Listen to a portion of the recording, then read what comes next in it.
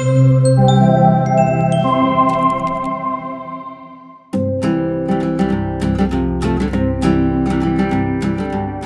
are critical on the EU, we know what needs to be improved, but at the same time we believe that without international cooperation, without something like the EU, we won't make any difference in the world.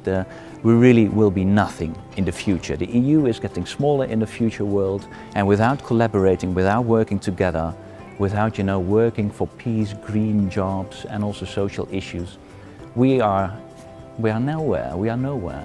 And I think that is really something that is sometimes difficult for the Greens, is being critical and really criticizing a lot on the EU, sometimes even sidelining with people you don't want to sideline with, but at the same time defending it. But I'm sure that if we leave critique on the EU only to the extremes, we will lose a debate. I think it is crucial that also parties like the Greens are leading the fight on improving the EU, being critical, but at the same time defending this project. I think that's the most difficult question, and will we move fast enough? Because what you see is that politicians who get, of course, a lot of criticism at home are becoming very, a bit more scared about defending the EU.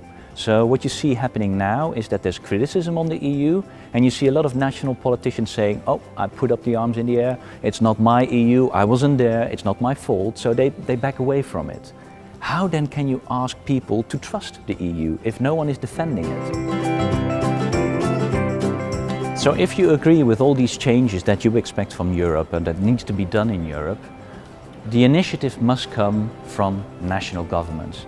It will be our national ministers, our national prime ministers, presidents, however you call them.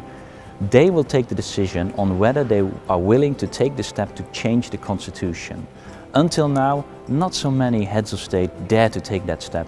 And I think there also the national parliaments and the national societies play an important role to steer up the debate and really make sure that their heads of state are going to Brussels with the plea of a changing Europe. Because it starts at home. Europe is still built on 28 member states, and they are the core of what the EU is all about. So I think what we see now is we are going in the wrong direction, mainly because of the fear of politicians not defending the EU, especially in the center. The center parties are not defending the EU. You know that you have on the extreme right some people who are criticizing, okay, that's you could say it's political variability.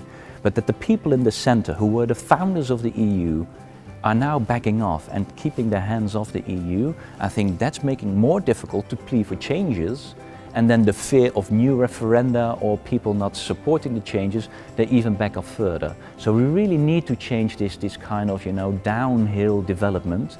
But for that, most important is politicians to speak out, defend the EU, but also acknowledge where improvements need to be made.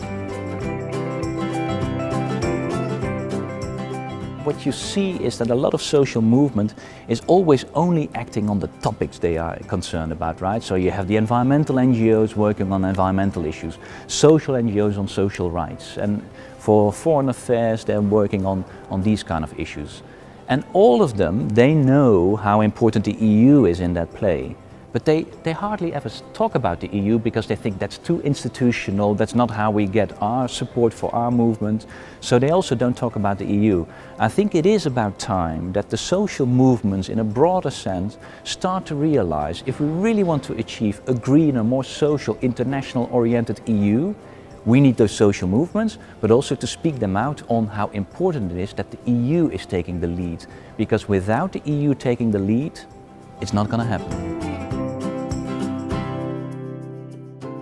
I think that the benefits of the EU for a lot of young people, they are just there. They don't even realize it, that you are traveling across the board, that you don't need to show your passport, that you can pin your currency all over where you are on holidays in Europe. I mean, these kind of things, we take them a bit too much for granted already. I mean, these are benefits of the EU, but we don't really realize it, that the EU made this possible.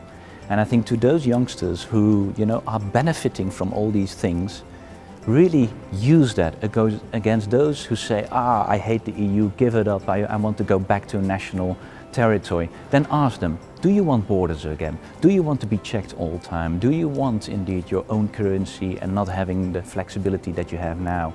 Do you want that world? Probably not. And I think challenge them every day, that's crucial.